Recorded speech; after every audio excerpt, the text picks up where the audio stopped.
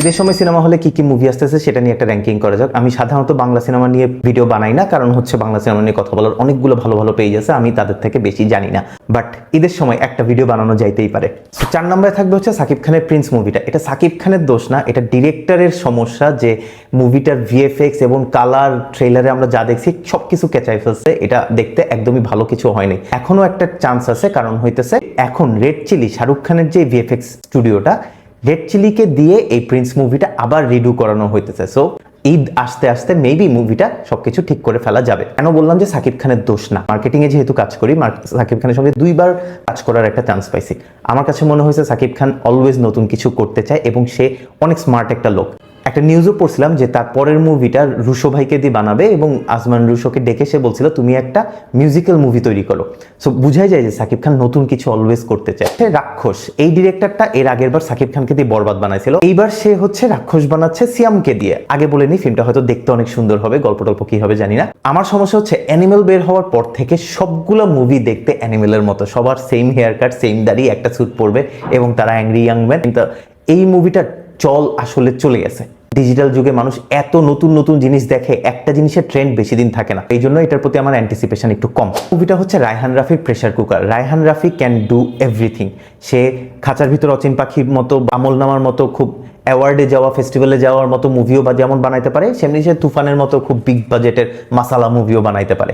So pressure cooker দেখে আমার মনে হয়েছে সবকিছুর একটা মিক্স ম্যাচ হবে। এটার ভালো একটা গল্প যেমন থাকবে, স্টিল এইটা খুব মাসালাদার একটা মুভিও হবে। 4টা সুন্দর সুন্দর নায়িকা আছে এবং ওদেরকে দিয়েই সে মার্কেটিং করতেছে। এখানে 4টা নায়িকার সঙ্গে 4টা আলাদা নায়কও থাকার কথা, যাদেরকে সে ফোরগ্রাউন্ডে আনতেছেই না। সে এই 4টা মেয়েকে দিয়েই জিনিসটা পুরোটা মার্কেটিং করতেছে। আমার কাছে মনে হয় মার্কেটিং পয়েন্ট অফ ভিউ থেকেও এটা খুব ইন্টারেস্টিং একটা অ্যাঙ্গেল এবং মানুষও বুঝতেছে যে নতুন কিছু যদি দেখতে চাই আমার হয়তো প্রেসার কুকারই দেখতে হবে।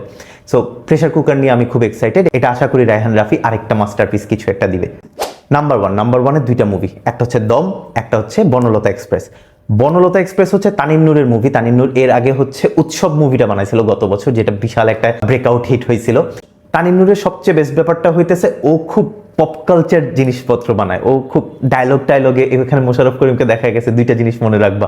ডায়লগটা মোশাররফ করিমেরই মহানগরের খুব পপুলার ডায়লগ, যেটাকে আবার এখানেও ইউজ করছে। সো ও খুবই এইসব ছোটখাটো মজার জিনিস খুব করতে পারে এবং এটা হুমায়ুন আহমেদের একটা উপন্যাস থেকে বানানো হয়েছে। হুমায়ুন আহমেদের উপন্যাস বানানোর মতো শুধু একটাই ডিরেক্টর আছে, সেটা হচ্ছে তানিম নূর। তানিম নূরের সাথে অলওয়েজ রাইটার হিসেবে স্বাধীন নামের একটা ছেলে থাকে। এই ছেলেটার রাইটিংও আমার খুব ভালো লাগে এবং খুবই ফ্রেশ লাগে। আমার কাছে মনে হয় বাংলাদেশে এখন যতগুলো রাইটার কন্টেন্টের জন্য লিখতেছে, স্ক্রিপ্ট রাইটিং যারা করতেছে, তাদের মধ্যে স্বাধীন ছেলেটা সবচেয়ে ট্যালেন্টেড।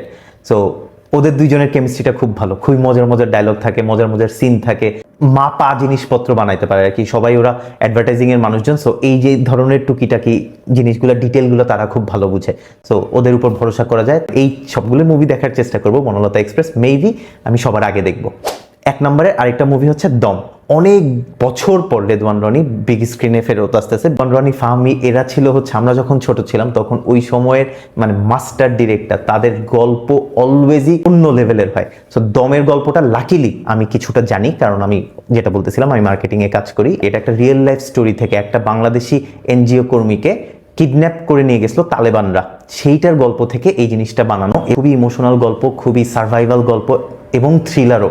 প্রচন্ড থ্রিল আছে মুভিটার মধ্যে। একটা সিন, এটা মুভিতে গেলে আপনারা দেখতে পারবেন, একটা গাধার একটা সিন আছে, অসাধারণ একটা সিন।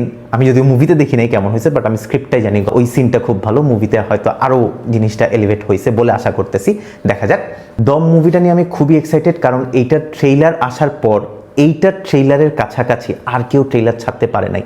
কালার, ভিজুয়াল, সিনেমাটোগ্রাফি মিলায় একটা ওয়ার্ল্ড ক্লাস জিনিস হইতেছে। এটা একদম ইন্টারন্যাশনাল লেভেলের একটা মুভি হইতে যাচ্ছে বলে আমার ধারণা। সিনেমাটোগ্রাফারটাও হচ্ছে রাশিয়ান একটা সিনেমাটোগ্রাফার, লাইটের গ্যাফার টেফার সবগুলো বিদেশি মানুষজন, যারা মানে কাজাখস্তানে কিছু শুট করছে, বাংলাদেশে শুট করছে, বাট ফুল টেকনিক্যাল টিমটা একটা হলিউড লেভেলের টেকনিক্যাল টিম ছিল। তো ওদেরকে নিয়ে ভরসা করা যায়। এবং সিনেমাটোগ্রাফারটা এখন নেটফ্লিক্সের জন্য কাজ করতেছে, A24 এর জন্য কাজ করতেছে। সিনেমাটোগ্রাফারটার সঙ্গেও আমার দেখা হয়েছে, ওর 84 এর কাজ যেটা চলতেছে সেটার কিছু জিনিসপত্র আমাকে দেখাইছে। আমি 84 এর বিশাল ফ্যান, সো আমি লোকটার সঙ্গে খুব অনেকক্ষণ ধরে আলোচনা করছি, মজা লাগছিল।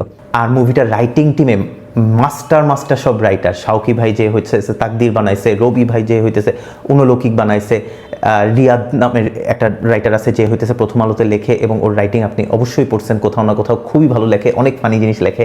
নির্ঝর নামের একটা রাইটার আছে, সেও খুব ভালো লেখে, এর আগে মেরিল প্রথম আলোতে অ্যাওয়ার্ড পাইছিল রাইটার হিসেবে। সো অনেক ভালো ভালো সব রাইটার আছে, যে দণ্ডনী নিজেও লিখছে এটা। এবং আমি এই মুভিটা নিয়ে সবচেয়ে বেশি এক্সাইটেড, কারণ আমার কাছে মনে হয় এটা একটা ওয়ার্ল্ড ক্লাস মুভি হইতে যাচ্ছে বাংলাদেশে অলওয়েজ যেটা হয় যে আমরা বাংলাদেশি মুভি শ্যুট করছি শ্রীলঙ্কায় বা ইন্ডিয়ায় গিয়ে লোকেশনের জন্য, লোকেশনটা সুন্দর করার জন্য। বাট এই গল্পটার মেইন জিনিসটা হইতেছে এই গল্পটা ডিমান্ডই করে বিদেশি লোকেশন, কারণ এটা আফগানিস্তান দেখাইতে হয়েছে, বাট শ্যুটটা হয়েছে কাজাখস্তানে। বাট গল্পটাই এরকম যে এটা বাংলাদেশ এবং আফগানিস্তান মিলায় একটা গল্প, সো একটা গ্লোবাল গল্প হইতে যাচ্ছে, এবং আমি এটা নিয়ে খুবই এক্সাইটেড। আমার প্রথম পছন্দ এই জন্যই 1 নম্বরে রাখছি, দম আর বনলতা এক্সপ্রেস। রিলিজ হওয়া মাত্র আমি দৌড়ে দৌড়ে এই দুটো মুভি দেখতে যাব। সো এইটা হইতেছে এই ঈদে আসা মুভিগুলার আমার র্যাঙ্কিং। আপনারা র্যাঙ্কিং কি জানেন, আর আমি কোনো কিছু মিস করছি কিনা জানেন। আমি খুব বেশি বাংলা সিনেমা ইন্ডাস্ট্রি সম্পর্কে জানি না, সো অনেক ইনফরমেশন হয়তো দিই না বা দিতে পারি নাই। তো কিছু জানলে আমাকে জানান কমেন্টে, আমি আবার আরেকটা ভিডিও হয়তো বানাবো।